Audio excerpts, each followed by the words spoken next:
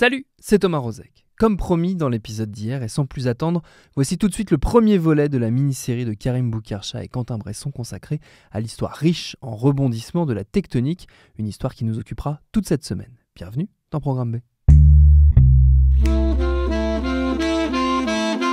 Écoute, moi j'ai jamais fait de tectonique, mais j'ai toujours été intrigué par leurs mouvements.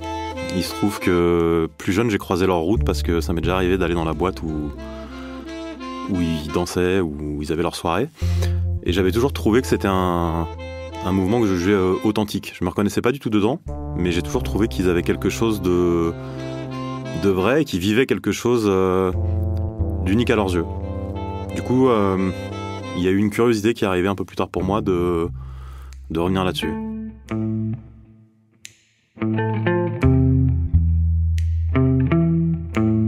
J'ai voulu faire parler des danseurs qui avaient vécu le truc, les fondateurs du mouvement tectonique, des DJ, parce qu'évidemment il s'agissait de l'électro et donc du monde des musiques électroniques. Ouais, des gens qui ont baigné là-dedans, quoi, des gens qui pouvaient nous restituer comment tout ça s'est passé, mais depuis leur fenêtre, parce que j'avais l'impression qu'on les avait jamais entendu parler.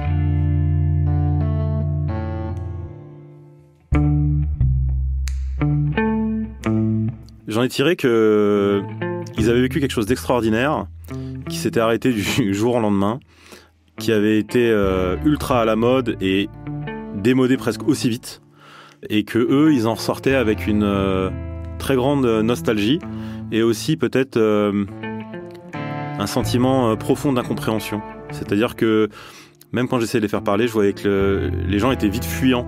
Quand il s'agissait de parler d'un autre qui avait participé au truc, ils me donnaient pas leur nom.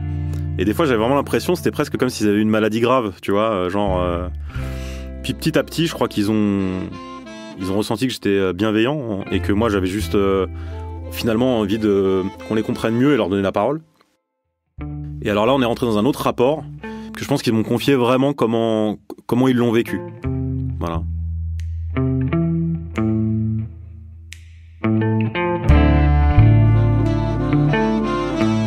J'ai décidé d'appeler cette série documentaire Tectonique, danser, mourir, recommencer.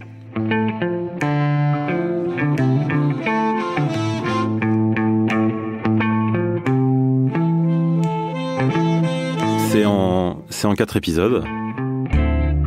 Et le premier vous raconte comment la tectonique naît dans le temple mythique du Métropolis.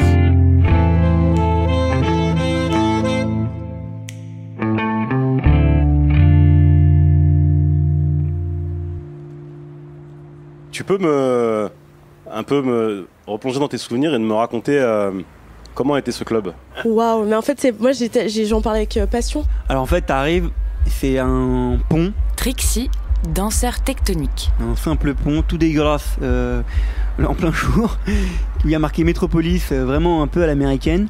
Déjà, c'est en dehors de Paris, c'est en banlieue, c'est énorme. Tu montes les escaliers, donc t'as des gros escaliers, tu montes, tu fais le tour, et t'as un grand couloir avant d'arriver à l'entrée. Le son, il commence à sentir les basses. Et là, t'as un physio que tout le monde a connu, hein.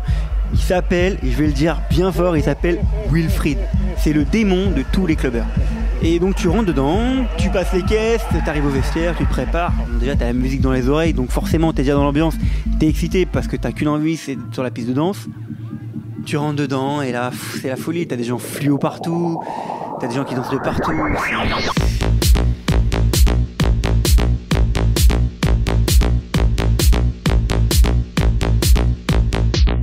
C'est pas qu'une boîte de nuit, c'est pas... le réduire à ça, c'est pas possible en fait. Mathilda, danseuse tectonique. C'est un peu Alice au pays des merveilles. En fait, c'est un monde à part, clairement. La soirée, j'étais complètement choquée. Je me suis dit, mais qu'est-ce que c'est que cette boîte qui fait 5 salles, qui accueille, il y a une queue à 21h30, je comprenais rien, je voyais des gens avec des trucs fluo partout. Moi, c'était pas du tout mon monde à la base. Donc t'es arrivé dans cette grande salle avec un haut plafond, parce que t'avais une mezzanine au-dessus, avec un toit qui s'ouvrait à l'époque. Et si tu veux, t'avais soit à droite, soit à gauche. Quand on arrive, déjà, il y a une ambiance, il y a un truc assez fort, il y a une puissance. Et après, on rentre dans ce truc-là, on se dit, mais qu'est-ce que c'est que c'est immense, immense. On lève les yeux, c'est immense, on voit un étage, il y a des escaliers, un carré lumineux. On se dit, mais attends, ça en finit pas, un DJ dans une cage, des trucs. Mais on est là, on me dit, mais qu'est-ce que c'est que ce truc, quoi? Et après, on descend, il y a d'autres salles, il y a d'autres trucs. En fait, il faut que tu saches que sur ce duo qui a créé la Tectonique, tu as Cyril Blanc. Cyril Blanc, c'est le grand directeur artistique. Et c'est lui qui te fabriquait cette ambiance lumineuse où il utilisait de la toile de parachute et différentes toiles à base de lycra. Et il tendait ces toiles-là et il en mettait partout. Et ça avait une grosse réverbération de volume dans la salle. C'était magnifique. C'était de la musique beaucoup plus agressive. Il y avait du hardstyle, il y avait du drum style, il y avait des styles différents. SIAS, danseur tectonique. Je sais pas, à la base c'était très crête décolorée et tout le monde était un peu habillé de façon pas habituelle. Donc du coup c'est cool. Moi, faut que tu saches, quand je suis arrivé, j'avais pas d'argent, j'étais jeune. J'arrivais à 23h, je suis né du 95, donc c'est au-dessus, c'est à l'autre bout de Paris. Je mettais 1h30 à l'aller, je me pointais à l'entrée, je rentrais, je dansais toute la nuit. J'y allais boire de l'eau aux toilettes qui était chaude, je buvais de l'eau jusqu'à 6h. Je me pétais la tête, je dansais dans tous les sens, je me cassais le cou, j'avais mal aux bras, mal aux épaules, j'avais des courbatures. Puis j'étais tellement heureux parce que ma place elle était là et nulle part ailleurs. Et tous les week-ends c'était ça, et le retour je mettais 2 heures pour rentrer chez moi. Tout le monde, en fait, il y avait un espèce d'écho qui résonnait dans Paris qui disait que le Métropolis c'était the place to be, l'endroit où il faut vraiment être. Je suis tombé et amoureux de la musique, et amoureux du lieu, et amoureux des gens, et puis voilà quoi. Moi je vois des mecs qui sont avec des sortes de treillis blancs, avec des bottes, des chaussures de boxeurs, des t-shirts moulants, des crêtes sur la tête, avec des fluos partout. Il y a eu un truc très fashion en fait qui est sorti, hein, mais vraiment très fashion. Hein. Je sais pas, je crois que c'était vraiment l'essor de H&M et tout à l'époque. C'était vraiment le moment fort d'H&M et tout. Et il y avait beaucoup de trucs comme ça où tu voyais des mecs avec des t-shirts en V ou des polos en V, trucs qui redescendaient à fond et tout. C'était vraiment cette mode-là qui était du moment. Alors moi j'arrive, je comprends pas ce qui se passe. Je viens du hip-hop. Je m'habille large et je passe du jour au lendemain en fait à tout serré, tout slim. Donc toutes mes affaires de jeu large, je les mets à la poubelle. Et voilà, je deviens fashion. Et du coup, bah voilà, les slims, on a des schmouves, on a des swears, donc des chaussures un peu pointues. On jouait avec des guêtres fluo, comme des bolas. Et en fait, on s'est amusé à faire des mouvements circulaires. On jouait avec la lumière. Tout simplement, on s'éclatait. C'est des sortes de grosses chaussettes qu'on mettait au niveau des poignets et des pieds. La lumière noire permettait de la faire réfléchir, puisqu'ils étaient fluo, de différentes couleurs, jaune, vert, rose, bleu.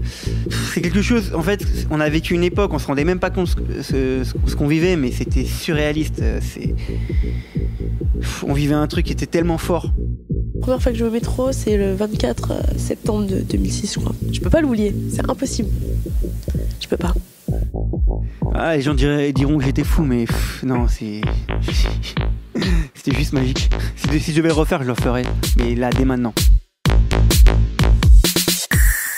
Donc le pont d'Orly, c'est un énorme pont qui traverse l'autoroute qui mène de Paris à l'aéroport d'Orly. Alexandre Barouzdine, cofondateur avec Cyril Blanc des soirées tectoniques. À l'époque, c'était un projet de centre commercial. Donc centre commercial, qui dit centre commercial, dit quand même grosse superficie, dit des accès un peu de dingue avec des escalators.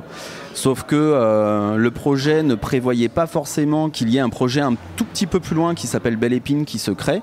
Et donc le projet du centre commercial tombe à l'eau, les boutiques ferment les unes derrière les autres et la famille Feingold récupère ce lieu, je crois pour le franc symbolique, avec une concession illimitée, qui leur permet en fait de modifier ça et d'en faire la plus grande discothèque de Paris-Île-de-France.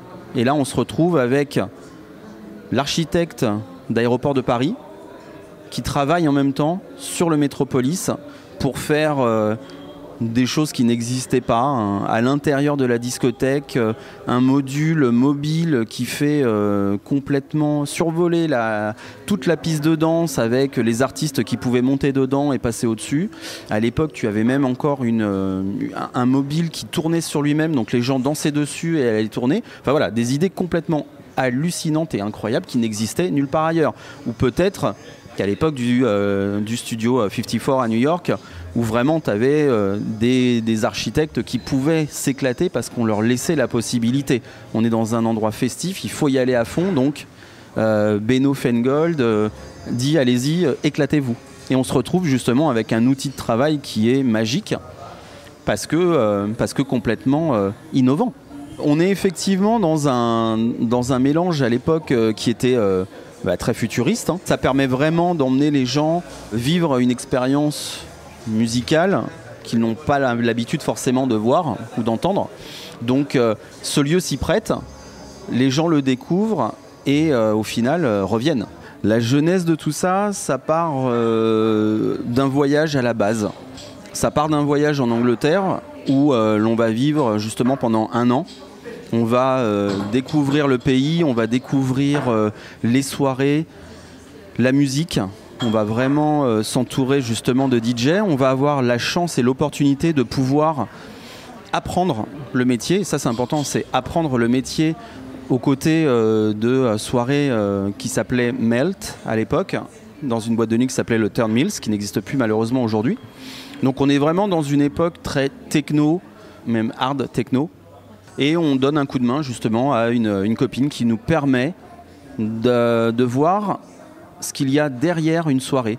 Comment est-ce qu'on organise une soirée? Parce que non, c'est pas simplement on ouvre les portes et on met la musique. Non, il y a des gens qui travaillent, il y a des gens qui sont à la comptabilité, il y a des gens qui sont au ménage, il y a des gens qui remettent les boissons dans les bars. Et on découvre justement tout ce monde derrière la soirée. Au bout d'1 an que l'on vit à Londres, on décide de revenir sur la France, à Paris. Et on se pose la question, on se dit mais on aimerait bien continuer cette aventure. Où est-ce que l'on pourrait aller? Qui est-ce qu'on connaît dans nos relations? Et on se souvient d'un ami qui s'appelle Jean-Luc, dans une discothèque qui n'est autre que le Métropolis. On discute avec lui, on se refait un petit peu la vie, qu'est-ce que tu as fait, d'où tu viens et tout ça. Et puis il nous propose, mais attendez les garçons, si vous voulez, moi aujourd'hui j'ai besoin de redynamiser le club, j'ai besoin de faire connaître un petit peu qui nous sommes. Est-ce que ça vous intéresserait de pouvoir faire des soirées chez nous? Et voilà comment est-ce que tout a commencé. Au départ, les soirées s'appellent Blackout. Donc on cherche un concept, on sait que sur Paris ça se fait pas forcément de mettre la boîte de nuit dans le noir, de mettre en avant le côté fluo, le côté phospho qu'on avait nous connu justement sur l'Angleterre, et on se dit bah tiens on va essayer de le faire sur Paris, pourquoi pas. Et on lance les soirées Blackout. Et ça cartonne, et plus ça va, et plus il y a de monde. Et on se retrouve justement à avoir un tel succès qu'on fait même un char à la Technoparade, Blackout. Sauf qu'en fait, chose qu'on ne savait pas, une marque ou un nom, quel qu'il soit, derrière il y a une marque, et derrière une marque il y a peut-être un ayant droit, et ça nous on ne sait même pas de quoi on parle. Et on se retrouve avec une lettre du propriétaire de la marque Blackout qui me convoque et qui me dit écoutez, vous êtes bien gentils les gars, mais je suis propriétaire de la marque Blackout, donc vous arrêtez vos conneries, vous n'avez pas le droit de faire de soirée comme ça, la marque m'appartient, donc maintenant vous faites autre chose, mais sinon, ou si vous voulez garder le nom Blackout, vous devez me verser des royalties et ce genre de choses. Donc on est un peu dépité parce qu'on avait lancé justement ces soirées qui cartonnaient et qui étaient vraiment un succès incroyable, et on se retrouve à devoir se mettre autour de la table, à cogiter les uns les autres sur ce qu'on appelle une marque que nous on connaissait pas forcément, en tout cas dans notre domaine, parce qu'on savait pas que ça existait dans le domaine de l'événementiel. Et on se dit bon, qu'est-ce qu'on pourrait faire? On aime les genres musicaux qui se rencontrent, qui s'entrechoquent entre guillemets, parce que déjà à l'époque de Blackout, on n'hésitait pas à mettre de la house, on n'hésitait pas à mettre de la techno. Donc pourtant ça n'avait rien à voir. À l'époque, tu ne mélangeais pas les deux styles musicaux. Nous en fait on le faisait. Et on se dit qu'est-ce qui arrive en fait à s'entrechoquer et à se réunir, et on se dit on cherche des noms, tu t'en doutes, hein, c'est passé par tous les noms de la Terre, et il y en avait un où on se rend compte que les plaques tectoniques sont des plaques qui n'ont rien à voir et qui se rencontrent et qui créent quelque chose. Et on s'est dit tiens, pourquoi pas tectonique. Donc c'est vraiment parti d'une problématique de nom et de marque à la création entre guillemets de la nôtre, qui n'était pas donc déposée, qui n'était pas prise, que l'on pouvait s'approprier et pouvoir justement travailler autour cette fois-ci tranquillement. Voilà comment Tectonique, le nom Tectonique est né. Ça prend du temps évidemment de lancer une soirée avec sa propre identité, que ce soit visuel, que ce soit musical et ce genre de choses, mais tout du moins on va dire que ça se réfléchit en amont. Cyril et moi, Cyril s'occupe plutôt de la partie justement visuelle, et la partie aussi artistique en général. Donc si tu veux, ce que l'on fait, c'est qu'on se dit qu'est-ce qui manque aujourd'hui dans le paysage musical à Paris. Donc il y a effectivement à l'époque vraiment la partie hip-hop R&B qui est très ciblé et qui est propre à certains clubs.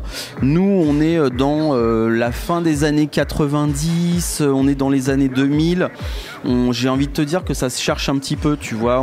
On a toujours, entre guillemets, encore deux grosses tendances à l'époque, c'est la house et la techno, qui sont vraiment deux mondes différents, parce que d'un côté tu as vraiment le monde du clubbing avec la house et tu as la techno où tu te retrouves avec du Laurent Garnier. Il n'y a pas forcément de gros repères, tu vois, c'est deux mondes complètement différents, mais qui, nous, de notre côté, font que ça nous intéresse dans une soirée d'avoir une sorte de progression.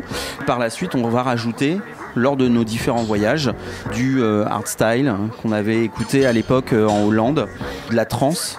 On avait beaucoup en fait sur la Suisse, et voilà, et ce mélange de tout ça, on se dit pourquoi dans ces cas-là ne pas le mettre dans la seule et même soirée qui s'appellerait donc Tectonic, et on va faire voyager les gens, une expérience musicale où ça va commencer plutôt à la cool avec l'électro minimal, on va monter un petit peu plus d'un point de vue clubbing avec de la house, pour arriver vraiment sur quelque chose de plus dur avec le hardstyle. On aura même atteint le hardcore avec des artistes tels que Hungerfist, Neophyte, pour ensuite redescendre et permettre aux gens, avant de reprendre la voiture vers les 5h du matin, de ne pas être énervé, mais d'être redescendu, parce que nous, musicalement, on aura réfléchi notre courbe de telle sorte que à partir de 3h, on redescend en électro minimal pour justement permettre aux gens de redescendre et de pouvoir reprendre le volant un peu plus calmement, on va dire. Ça commence house, hop, après on arrive sur l'électro, minimal, et on bascule, je sais plus, c'était 23h45 ou minuit, ouverture du Métropolis. Donc c'est un truc qu'il y a tout le temps, à minuit. Donc il y a une espèce de petit truc de 5 minutes. Ah, l'ouverture est phénoménale. Un chant que tout le monde connaît, tout le monde se positionne dans la même direction, on aurait dit une secte carrément. Avec un moment où il y avait des percus et il y avait toujours la simultanéité des lumières avec la musique. Et ça durait 2 minutes et tout était réglé au millimètre.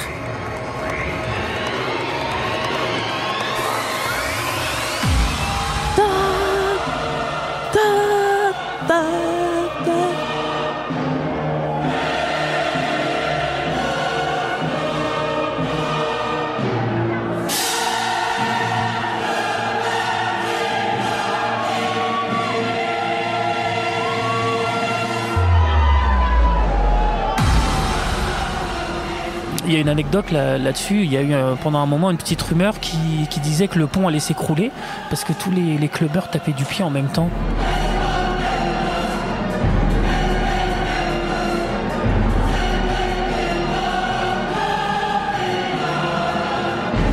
Le fameux laser qui prenait pendant l'intro où c'était complètement dans le noir. Intro, laser, qui était à l'époque le plus grand laser d'Europe.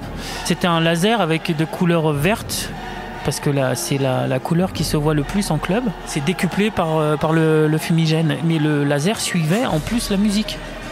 Donc à chaque fois qu'il y avait un rythme, le laser bougeait, c'était... Ouais, les gens qui essayaient de mettre la main dans le laser, enfin ce genre de choses. Et tout ça fait que ça a fait le succès du Métropolis, c'est sûr et certain.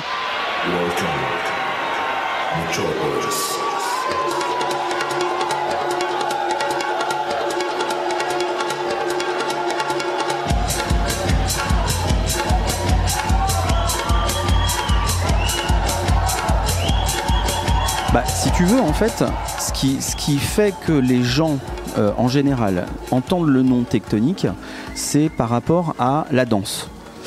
Or, Tectonic, c'est des soirées. Quand tu regardais, tu voyais des gens qui dansaient l'un à côté de l'autre, très figés, c'était très statique. Et tu avais, alors déjà à l'époque, en 2000, tu avais Cyril qui lui et sorti d'une période de danse classique, moderne jazz, moi qui étais fan de tout ce qui était voguing, et au Métropolis, parce que c'est nos soirées, parce qu'on fait aussi ce qu'on veut, on s'éclate à droite, à gauche, à faire des grands mouvements, justement parce qu'on en a marre de voir ces gens qui sont figés comme des pingouins et qui dansent un petit peu en faisant du surplace, et nous, vas-y, qu'on fait des grands mouvements de bras, des grands mouvements de jambes, et on s'éclate et on s'amuse. Et pourtant, on n'est pas des danseurs professionnels, hein. Il fait passer une boîte de nuit qui est figée à des gens qui commencent à pouvoir utiliser les bras, à faire des mouvements avec les bras, à prendre un petit peu plus de place. On commence à avoir déjà un balbutiement, jusqu'à ce qu'effectivement tu te retrouves avec une salle qui saute lorsque le DJ il envoie après le break, que ça repart. Voilà, on a vraiment nous connu ce moment où on est passé d'une boîte de nuit qui était assez figée à une boîte de nuit où ça danse dans tous les sens. C'est une union de différentes choses. DJ RVB, un des DJ de référence de la tectonique. Ça a été une union du Métropolis en lui-même, de la danse qui était en train de se créer au sein du Métropolis, du style vestimentaire qui fait que celui qui allait au Métropolis avait la sensation d'appartenir à une famille. C'était la famille du Métropolis. Et tout le monde se réunissait là-bas parce que c'était un style vestimentaire particulier. Tout le monde aimait un style de musique, et en fait c'est pour ça que ça a pris. Il y avait vraiment une âme, et c'est ça qu'on aimait aller chercher là-bas. C'était une famille, puisque les gens cherchaient à faire des teams, des équipes de meilleurs danseurs, et ils se faisaient des battles justement, et c'est de là qu'est née la battle. C'est parce que c'est les teams qui voulaient être les meilleurs danseurs. Je pense que c'est né comme ça. Yeah, it's just tectonic.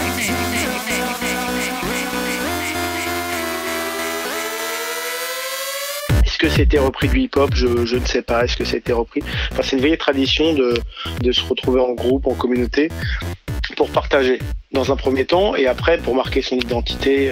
Tout le monde avait son espace. Après, ça dansait de partout, hein, clairement. Ça dansait vraiment de partout. Et comment ça s'est construit? C'est que les teams, elles étaient déjà là. Donc il y avait la Buffalo Tech, la Space Team, il y avait quoi qu'il y avait comme team? Il y avait la Fanatech. En fait, ils avaient tous des noms comme ça. Je me dis, mais qu'est-ce que ça veut dire? Des noms avec des t-shirts, Nitroxide. Je vois la team Diablotech. Je fais, on m'engage tout de suite, Diablotech. Donc Matou Diablotech. La plupart du nom c'était en tech, et ça se comprend puisque les mecs écoutaient de la musique techno. Il y avait un mouvement à hardstyle. Pour certains, ça prouvait un peu la bande de potes, parce que nous c'était vraiment des collègues depuis super longtemps. Piratech par exemple, mort de rire les mecs. Bibi Rookie, non mais des noms à se tordre de rire quoi. C'était vraiment peace and love, chacun son petit groupe et chacun se clubait à droite à gauche, chacun ses préférences. Kali, danseur tectonique. En parallèle des sorties en boîte de nuit, les gens organisaient des choses sur leur Skyblog, donc ils partaient à droite à gauche. Donc en fait, si tu veux, on a vraiment pris le concept de team et puis on l'a développé. Et là, le mouvement est sorti du Métropolis pour partir, affecter un petit peu tous les autres clubs parisiens. Et là, on a eu une émergence au Mix Club, au Red Light, et après un peu dans toutes les boîtes de France et même de Belgique, d'Europe. Et après là, ça a vraiment commencé de plus en plus. Chaque semaine, il y avait de plus en plus de pas, plus en plus de...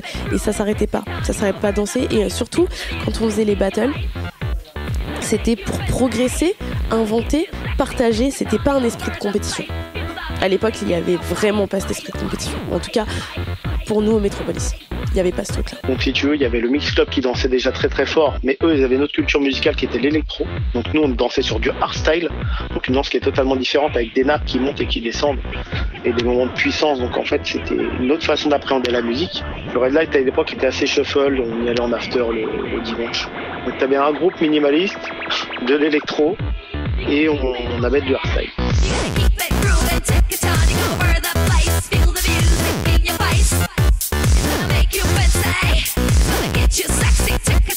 Il y a une soirée qui s'appelait la Paris All Star. Et t'as les mecs du Red Light et du Mix qui se pointent, enfin surtout du Red Light.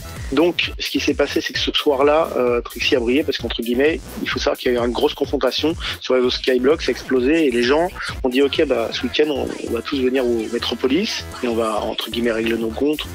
Voilà, enfin c'était la première fois qu'on rencontrait les gens physiquement. Ils viennent me voir et me disent bon écoute c'est simple, prépare tous les danseurs qui sont là parce que dans 1 heure on fait une battle et on va vous fumer. Ouais, mec, une feuille morte qui tremblait. Quoi? Comment ça, tu vas me fumer? Mais pourquoi tu... Mais je comprends pas, parce que moi je viens pour m'amuser, moi je viens pour chiller, tu vois, c'est cool en fait. Faut savoir que la moitié de nos troupes du Métropolis, on saurait toujours, étaient partis en Belgique au Cube. Il y avait Cyril et Alex, je crois, qui organisaient des événements où ils faisaient bouger les gens du Métropolis. Ce soir-là, effectif réduit et Trixie a brillé il s'est vraiment mis en valeur, il a vraiment défendu la danse qu'on prenait chez nous. Je peux pas te dire d'où part l'histoire, mais en fait, franchement, c'était une super aventure. Je crois même que je dois avoir 2-3 photos. Et là, les mecs sont arrivés et je les ai pris un par un et je les ai défoncés. Parce que je m'étais préparé, et j'étais tellement à fond dans le délire, et jusqu'à qu'ils me respectent. Pour moi, c'était un élément déclencheur de la réunification de toutes les danses. Et en fait, ce qu'il faut savoir, c'est qu'après ce soir-là, la moitié des gens du Red Light sont restés au Métropolis et la moitié des gens de Mix Club sont restés au Métropolis. Et après, ce soir-là, les gens du Métropolis ont commencé à les clubber dans les autres clubs pour voir ce qui se passait là-bas. Si tu veux, c'était comme si tu avais 3 identités propres et les gens, ils sortaient de leur monde, ils allaient dans un autre monde pour voir une autre culture de danse. Et au final, après, on s'est tous à peu près liés d'amitié. Tu sais, ça commençait dans les grands mouvements. Le mec, tu le vois tous les week-ends. Tu l'as clashé au début, puis après, tu rigoles avec tout le monde, quoi. Il y a des choses qui sortaient du lot de partout.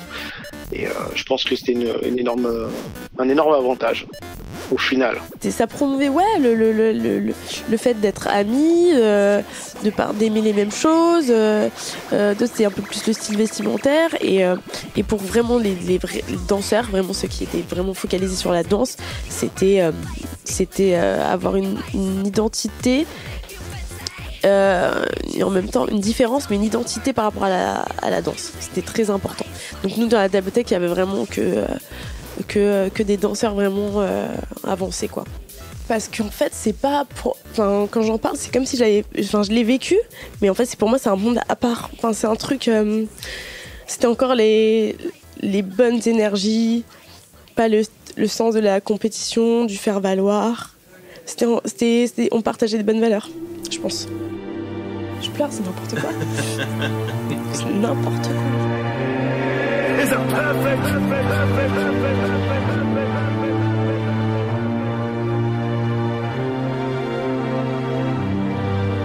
Visuellement, c'est ça qui est fort. Tu vois, visuellement, c'est qu'il y a de tout. Il y a pas de. On se pose pas la question de savoir qui fait quoi. On s'en fout. On s'en fout, on est là pour le même but. On est là juste pour danser, juste pour kiffer la musique et montrer nos steps, montrer ce qu'on fait avec la lumière. En fait, ce qui a été fort, c'est ce mélange de culture réelle. Le plus important, c'est qu'on kiffe. On se retrouve à mettre justement en scène sur des flyers des mannequins. Tu sais pas trop si c'est des filles, tu sais pas trop si c'est des garçons, tu sais pas trop qui est avec qui. Donc voilà, on joue un peu là-dessus et au final ça nous fait rire parce que les gens se posent des questions. Et c'était ça aussi Tectonic, il y avait aussi ce côté très androgyne. On savait pas trop qui était qui ou qui était quoi, tu vois. Et c'est en plus, je pense, une époque où les jeunes aussi ont commencé à pouvoir sortir les uns avec les autres. Il n'y avait pas à se cacher, il n'y avait plus à se cacher. C'est-à-dire que 2 filles ensemble, elles étaient évidemment bienvenues et c'était normal pour nous. 2 garçons, c'était pareil. C'est-à-dire qu'il y avait vraiment une volonté de casser tous ces codes. On n'était pas une boîte gay et pourtant à l'intérieur tu avais aussi bien des gays que des lesbiennes que des trans. On avait vraiment réussi à faire ce que à l'époque les grands, ceux que l'on admirait justement, les David Guetta avec le Palace, avaient réussi à faire, c'est-à-dire mélanger toutes les catégories socio-professionnelles pour s'amuser autour d'un même thème qui était la soirée.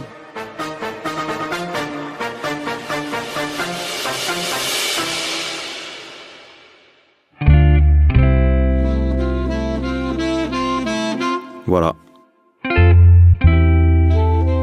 Dans le prochain épisode, vous pourrez découvrir comment la tectonique est sortie du Métropolis et devenue un phénomène de société.